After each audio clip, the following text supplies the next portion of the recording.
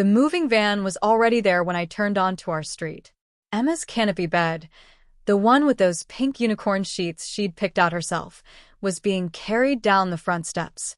I gripped the steering wheel tighter, watching my mother-in-law, Patricia, orchestrate the entire operation from our porch like some kind of military commander. Her designer sunglasses glinted in the afternoon light as she directed the workers with sharp, precise gestures. I stayed in the car, just for a moment, just long enough to count to 10 while they dismantled my daughter's sanctuary.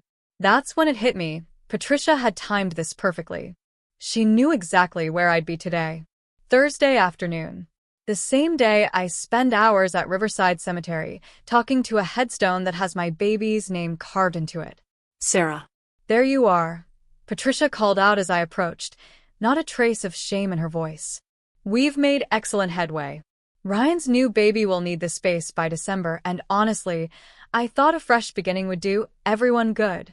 I froze halfway up the walkway, still holding the sunflowers I'd meant to leave at Emma's grave. Ryan's baby. Due December 20th, Patricia had already shared every detail with me, except the part about gutting my daughter's room without permission. Where exactly is Ryan? I asked, my voice steadier than I expected. Working, obviously. Someone needs to fund all of this. She waved dismissively toward the movers struggling with Emma's bookcase. I told him I'd manage everything. No need to burden you during your mourning period. I walked past her into the house. The living room looked like a war zone. Boxes marked donate and discard lined the walls. Emma's drawings, every single piece of art she created during those long chemotherapy sessions, were stacked carelessly near the front door like yesterday's newspapers. Please be gentle with those, I said to a mover reaching for the artwork. They're just children's scribbles, Sara, Patricia interjected, following me inside. We must focus forward, not backward. Dwelling on the past serves no one. I turned to really look at her. New outfit, expensive. New jewelry, flashier than before. Her whole demeanor screamed triumph, like she'd won some competition I hadn't realized we were having. What Patricia didn't know was that I'd been preparing for this confrontation. And she was about to discover just how much power she didn't have. Drop a comment and let me know where you're listening from and what time it is for you right now. I'd love to know who's part of our community. When did Ryan share the news about the baby? I asked carefully. 6 weeks ago. He and Michelle have been attempting for years. Patricia's smile was sharp. Naturally, they're not legally married yet, but that's merely paperwork. Unlike your arrangement with Ryan, if you understand what I mean. Our arrangement? I echoed. Well, you can't possibly expect him to remain in this memorial forever. She gestured around our home. A man requires living offspring, Sara. Not monuments to the deceased. My phone vibrated. Ryan texting. Staying late at office. Hope's cemetery visit brought peace. Love you. He doesn't know about any of this, does he? I watched her expression carefully. Men don't comprehend these matters. They need us to make difficult choices. She picked up Emma's stuffed giraffe, Mr. Stripes, the one Emma had slept with every single night. This can go to charity. Some living child might appreciate it. I took Mr. Stripes from her hands, remembering how Emma had clutched him during her final days in the hospital. Patricia, did Ryan mention anything about his medical background when he shared this wonderful news? Her forehead creased. What medical background? He's perfectly healthy. Unlike... She stopped, but we both knew she meant unlike Emma. The vasectomy he got 4 years ago, I said slowly, watching her face transform. When he and his first wife decided children weren't in their plans. Michael went with him to the clinic. They turned it into a whole golf weekend to hide the recovery time. That's absurd. Michelle's ultrasound. Oh, I'm confident Michelle is pregnant, I interrupted. But the timing is fascinating, isn't it? Ryan divorces Amanda, immediately starts seeing Michelle, and suddenly there's a miracle pregnancy happening. Patricia's perfectly composed mask cracked slightly. I'm not suggesting anything, I continued, pulling up my phone.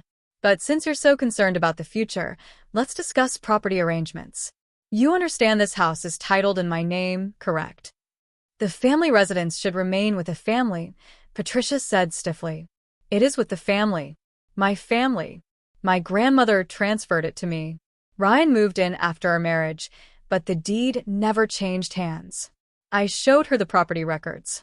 So, while I appreciate your enthusiasm in helping Ryan prepare for fatherhood, he'll need to locate his own nursery space. But Patricia wasn't finished yet. She had one more devastating card to play, and it would change everything. This is Ryan's home, Patricia protested. This is my home. Ryan lives here because I love him and we're married.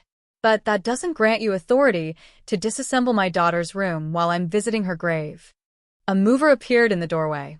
Ma'am, the lady said to ask about the toy chest. It's pretty heavy. We'll need both of us. Return everything, I said firmly. Everything goes back to its original position. Now hold on, Patricia started. No, you hold on. I moved closer, close enough to detect that expensive perfume, the identical scent she'd worn to Emma's funeral. Do you know what I was doing at the cemetery today? I was telling my 7-year-old daughter about her cousins, about how Ryan might have a baby soon, about how she would have adored being the older cousin, teaching them about unicorns and rainbows and everything that made her smile. My voice cracked, but I pushed forward. I was explaining to a granite headstone why grandmother Patricia never visits, why Uncle Ryan stopped coming to the hospital after the diagnosis, why the only family photographs from last year are from before she got sick, because you said she looked unfortunate without hair. Patricia's face had gone ashen beneath her perfect makeup. But sure, I continued. Let's discuss the future. Let's discuss Ryan's miracle baby with a woman he's known for exactly 9 months. Let's discuss how you were so desperate to erase my daughter that you couldn't even wait for the grass to grow on her grave. I'm attempting to help, Patricia burst out. This house is a tomb. You and Ryan drift around like spirits. He needs to move forward. Begin again. Men weren't designed to grieve indefinitely. He's grieving his child, I said quietly. She wasn't his blood, Patricia snapped, then immediately looked like she wished she could swallow the words. The room went silent. Even the movers had stopped moving. Get out, I said softly. Sara, I didn't intend. She was his daughter in every way that mattered. And you just revealed exactly what you've always thought. I pulled out my phone. I'm calling Ryan now. And you're going to stand there while I explain what you've done. Patricia's face went from pale to gray. Please don't. But I was already dialing. And when Ryan answered, the conversation that followed would shatter his mother's world forever. If you're enjoying this so far, don't forget to like and subscribe and hit the bell icon. Ryan answered on the second ring. Hey, everything okay? Not exactly, I said, putting the phone on speaker.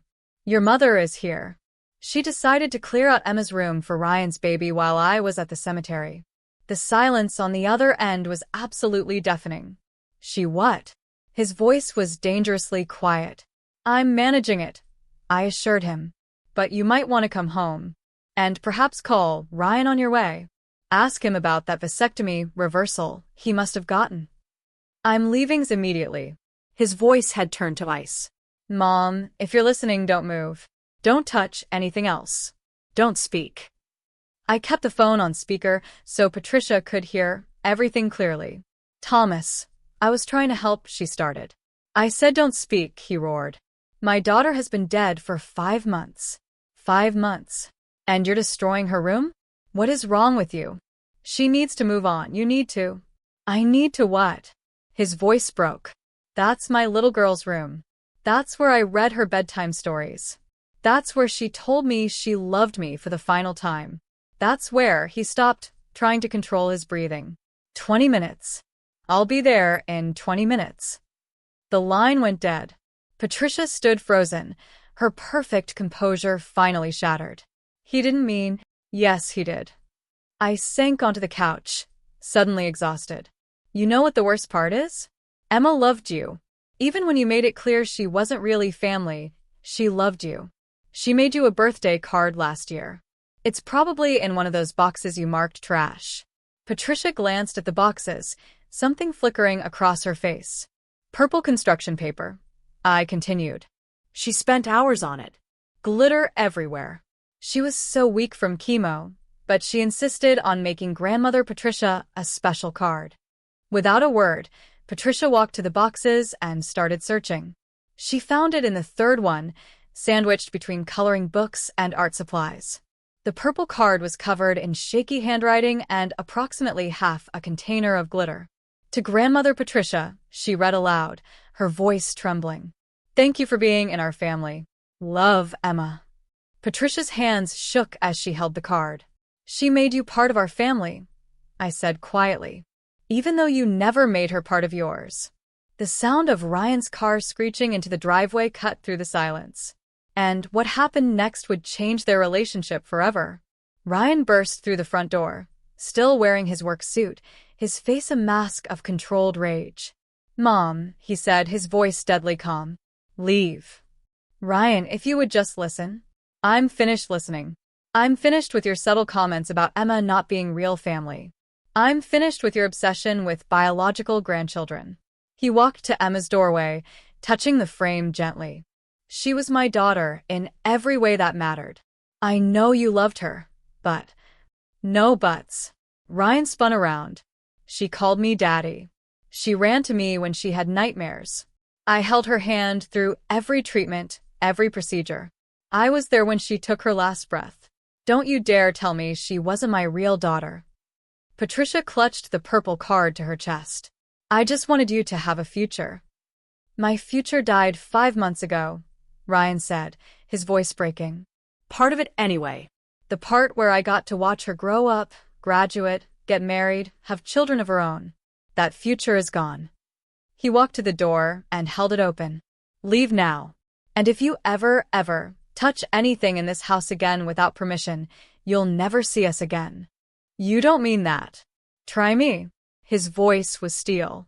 "Sara is my wife. This is her house. Emma was our daughter. You've disrespected all 3 of those facts today." Patricia looked between us, perhaps finally understanding what she'd destroyed.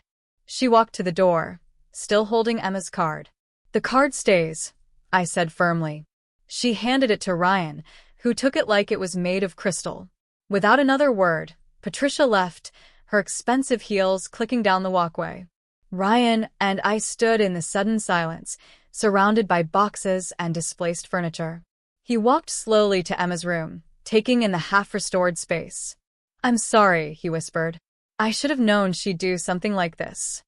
"You couldn't have known." He picked up Mr. Stripes from where I'd set him down. "What about Ryan's baby?" I asked gently. Ryan laughed bitterly. "There is no vasectomy reversal. I golf with Ryan every month. He's terrified of being a father. Always has been. If Michelle is pregnant, it's not his." But just as we began putting Emma's room back together, my phone buzzed with a message that would reveal the shocking truth about the pregnancy. "Your mother is in for an interesting December," I said quietly. "Then she can spend it with Ryan and his miracle baby. We won't be there." He pulled me into his arms. "I'm so sorry, Sara." She had no right. We spent the rest of the evening putting Emma's room back exactly as it was. Every stuffed animal, every drawing, every book returned to its place. Ryan found the butterfly mobile Emma had made in art therapy and rehung it by the window. As the sun set, painting the room in soft pink light, we sat on Emma's bed together. The space still smelled faintly of her, strawberry shampoo and vanilla lotion, the sweet smell of childhood cut tragically short. "She would have been an amazing big cousin," Ryan said quietly. "The best," I agreed. "She would have taught them all about unicorns and rainbows and how to make the perfect glitter card." He smiled through his tears. "Even for grandmothers who didn't deserve them." My phone buzzed with a text from an unknown number. "This is Michelle, Ryan's girlfriend. Could we talk? I think there's something you should know about the baby." I showed Ryan the message. He sighed, looking older than his 36 years. "Tomorrow," he said. "We'll deal with that tomorrow." That night, we sat in our daughter's room, surrounded by pink walls and butterfly dreams, holding each other in the space between grief and whatever comes after. Outside, Patricia's car was long gone, but Emma's purple card sat on the dresser, still shedding glitter like fairy dust, a testament to a little girl who loved more generously than she was loved in return. The room would stay exactly as it was. Not a shrine, but a promise. A space held sacred in a house that was ours, in a family we chose, for a daughter who was real in every way that mattered.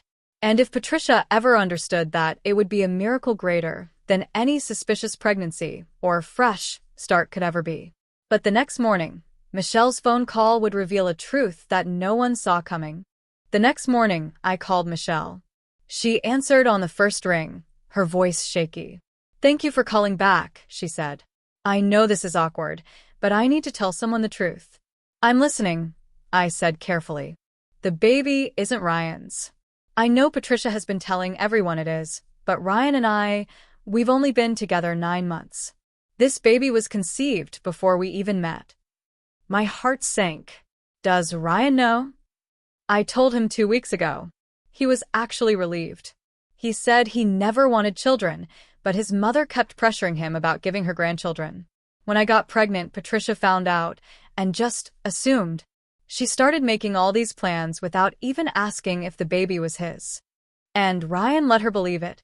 He was trying to figure out how to tell her the truth. But she was so happy for the first time since. Michelle trailed off. "Since your daughter passed." I think he couldn't bear to take that away from her. I closed my eyes. "Who's the father?" "My ex-boyfriend. We're actually working things out. He wants to be involved, but Patricia doesn't know any of this." After we hung up, I told Ryan everything. He sat quietly for a long moment, then said, "Mom created her own fantasy. I should have stopped it earlier." "What are you going to do?" "Tell her the truth. Today." He looked at Emma's room, visible through the doorway.